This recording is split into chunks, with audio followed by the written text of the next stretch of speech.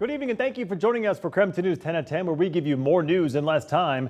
Let's get started. Still a lot of questions tonight surrounding a shooting at the Gorge Amphitheater this weekend, which killed 2 people and injured 3 others, including the suspect. We are now hearing from a witness who says he came face to face with the shooter, as KREM 2's Kyle Simchuk reports tonight.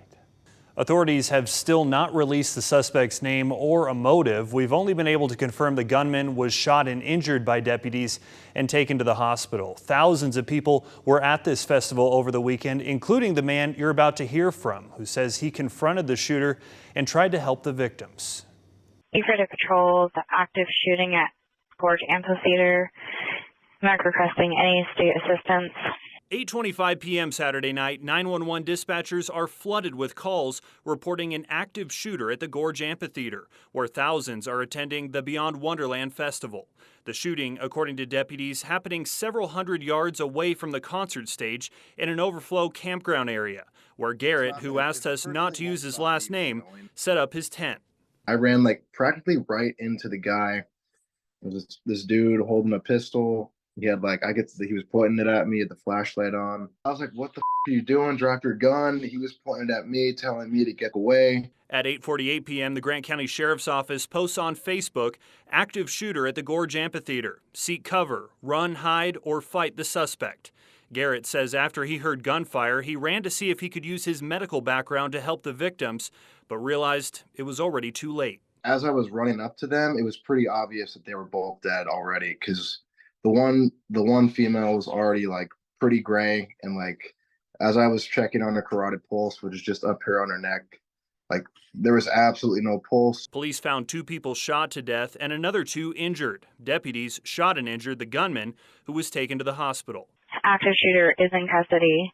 Tonight, their condition is unknown. The 2-day festival was cut short, but the show went on the night of the shooting.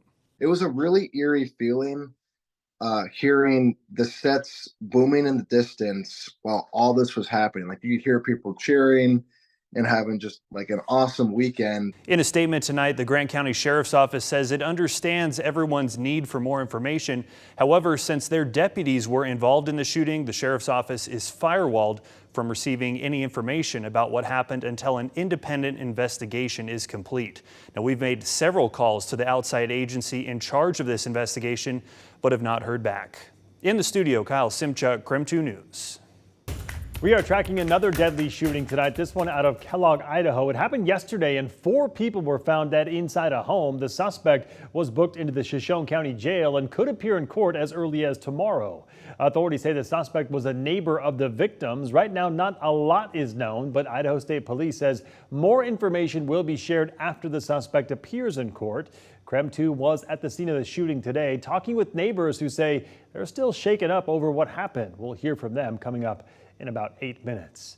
In the meantime, we'll switch gears and talk weather. It's been unseasonably cold for this time of year as a cold front moves through our region. Let's get straight to Chief Meteorologist Jeremy Legoo for how much longer this cold weather sticking around. Jeremy? I think we get one more day of cold high temperatures, but when it comes to those chilly mornings, this morning was as cold as it gets, but the next two aren't going to be too far behind it.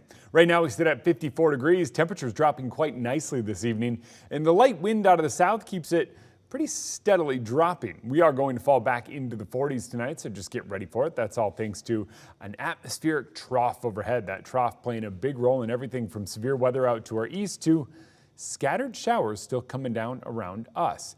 Most of those kind of falling apart, but if you're seeing them, well, just know you're going to hang on to them for a bit longer. A few rumbles of lightning and thunder through Lewiston a bit earlier. I think we wind up seeing some more activity kind of midday tomorrow. Some of that might make it here into Spokane, but overall, I don't think it's anything overly pronounced. The big story here is going to be the warm up in the next few days. Tomorrow, cold. Scattered showers persist. By Wednesday, we kick off the first day of summer with highs climbing back to near 70. And Thursday, we're knocking on the door of 80 before a rather warm weekend sets in. All right, sounds good, Jeremy. Thank you very much.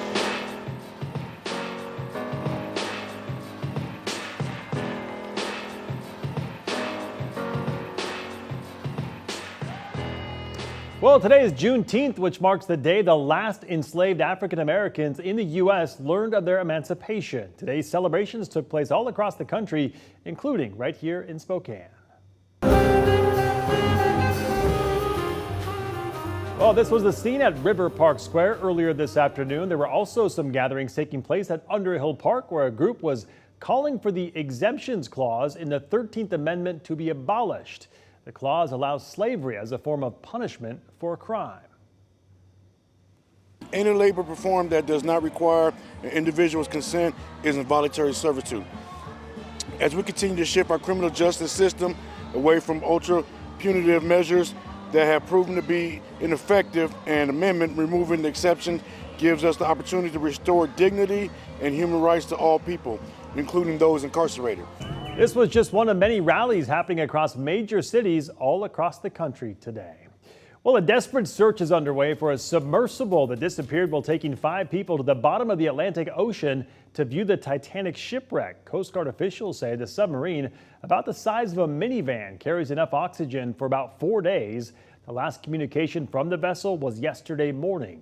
The U.S. Coast Guard is conducting searches by sea and by air and teaming up with Canadian authorities after the vessel was reported overdue last night. The location of the search is approximately 900 miles east of Cape Cod. It is a challenge to conduct a search in that remote area. In a statement, the tour operator, Everett Washington-based company OceanGate Expeditions, said it was working with several government agencies and deep-sea companies to reestablish contact with the submersible and working toward the safe return of crew members. The search area is located about 720 miles from Halifax, Nova Scotia, where the Titanic wreckage sits some 13,000 feet below the surface. And now to our night beat with a quick look at today's top stories. Nearly 1,800 nurses from Providence Hospital are on strike in Oregon right now. The hospital says its latest offer included a 12% pay increase in the first year of the contract. It adds nurses would receive additional 3% raises in the next 2 years. It also includes a bonus and extra paid time off. But nurses argue their other concerns are not being met. It is not just about money. It is about safe staffing. It is about adequate leave time, enough time, paid time off to take care of ourselves and take care of our families. The strike is set to continue for the next 5 days. The hospital expects it will impact elective surgeries and baby deliveries. Replacement nurses received orientation training yesterday to ensure they are ready to take over. The hospital hopes to resume negotiations once that strike is over. North Idaho College attorney Art McComber is asking the Idaho court to dismiss a fraud lawsuit. A Coeur d'Alene man filed the suit saying McComber and 3 NIC trustees violated Idaho's open meeting laws and made fraudulent misrepresentations at significant cost to the college and Kootenai County taxpayers. NIC's attorneys deny the accusations. The judge in the case will hear arguments coming up on July 21st. And the University of Idaho wants to buy the University of Phoenix for $55 million. Well, today a special meeting was held to talk about that price tag. U of I leaders say the deal would give more Idahoans a flexible and feasible option for higher education after high school. But Idaho lawmakers question the proposal, specifically non-disclosure agreements U of I staff and the State Board of Ed signed related to the deal. They want to know how Idahoans will know about the deal.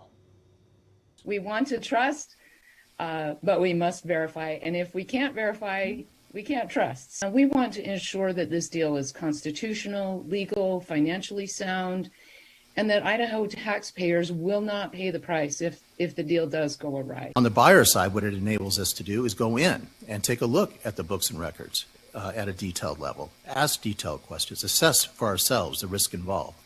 If this deal does go through, the accrediting board of U of I and University of Phoenix would still need to approve it. And that was your Night Beat. To learn more about any of these stories, just text us the word night to 509-448-2000 and we'll send them right to your phone.